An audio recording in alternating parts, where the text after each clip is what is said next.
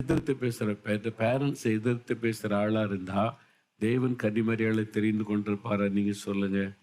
எப்படி தெரிந்து கொண்டிருப்பார்? இல்லைல்ல. அப்போ அவனுடைய சுபாவம் கிறிஸ்து இயேசுவின் சுபாவத்திற்கு ஒத்ததாக இருந்தது. தாழ்மையா இருந்தாங்க, சாந்தமா இருந்தாங்க, தேவனால் மனுஷரால் சாட்சி பெற்றவங்களா இருந்தாங்க. அதனால தான் தேவன் அவளை தெரிந்து கொண்டார். அப்போ ஆண்டவர் உங்களை தெரிந்தெடுத்து பயன்படுத்தி உங்களில் மகிமைப்பட விரும்புகிறார். அதுக்கு தகுதி உள்ளவர்களாக நம்மை அர்ப்பணித்து கொள்ளணும். அப்பதான் தேவன் நம்மை தெரிந்தெடுத்து அவர் ஆசீர்வதித்து பயன்படுத்த முடியும்.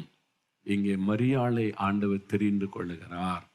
அதனால அவங்களுக்கு இவ்வளோ பெரிய ஸ்லாக்கிய ஸ்திரீகளுக்குள்ளே நீங்க ஆசீர்வதிக்கப்பட்டவர்கள், எவ்வளோ பெரிய பாக்கியம் இல்லை? அப்போ இன்றைக்கு உங்களை பார்த்து சொல்றார், என் மகளே, என் மகனே, உன்னுடைய குடும்பம் எனக்கு முக்கியம். உன் குடும்பத்துக்குள்ள என் வெளிச்சம் வரணும். உன் குடும்பத்தின் மூலம் அநேகரை நான் ஆசீர்வதிக்க விரும்புகிறேன். அப்போ உன் குடும்பம் எப்படி இருக்கணும் அப்படின்னு சொன்னா, அங்கே இயேசுவுக்கு தான் முதலிடம் இருக்கணும். ஆண்டவருக்கு பிரியமானபடி தான் எல்லாமே நடக்கணும். அதற்கு உங்களை அர்ப்பணித்து கொண்டீங்கன்னு வைத்து கொள்ளுங்க. ஆண்டவர் உங்களுடைய குடும்பத்தை ஆசீர்வதித்து அநேகருக்கு ஆசீர்வாதமாய் பயன்படுத்துவார். அப்போ கன்னிமரியாளை போல ஒரு சாட்சியான வாழ்க்கை வாழ பெண்கள் தங்களை அர்ப்பணித்து கொள்ளணும். தேவதூதன் சொல்லுகிறான், கிருபை பெற்றவள் அப்படின்னு சொல்லுகிறதை பார்க்கிறோம்.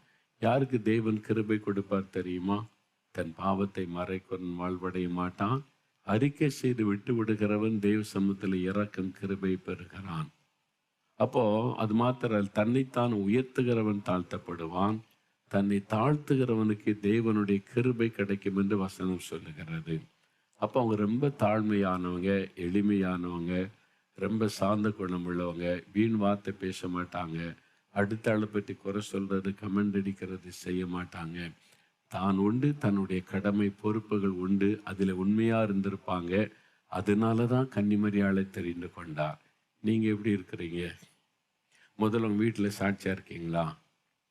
ஆண்டவருக்கு உங்களுக்குள்ள உறவு சரியா இருக்குதா? உங்க குடும்பத்தில் மற்றவங்க உங்களை பார்த்து சாட்சி சொல்லக்கூடிய அளவுக்கு உங்களுடைய வாழ்க்கை இருக்குதா? அவன் வாயாடிங்க யார் வாங்கி கொடுக்கறது? ஒன்று பேசுனா 10 பேசுவா. ஐயோ இப்படிலாம் கேளிக்கப்பா, ஒன்றும் செய்ய முடியாது அப்படின்னு பேரண்ட்ஸ் துக்கப்படுற அளவுக்கு இருக்கீங்களா?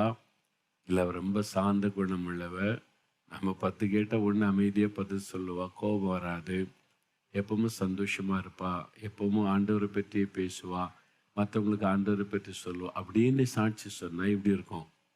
நம்ம அப்படி இருக்கணும்ல, அப்போ உங்க குடும்பம் அப்படி இருக்கணும்ல. அதுக்கு தான் நம்ம ஒப்பு கொடுக்கணும். இன்றைக்கு ஆண்டவரே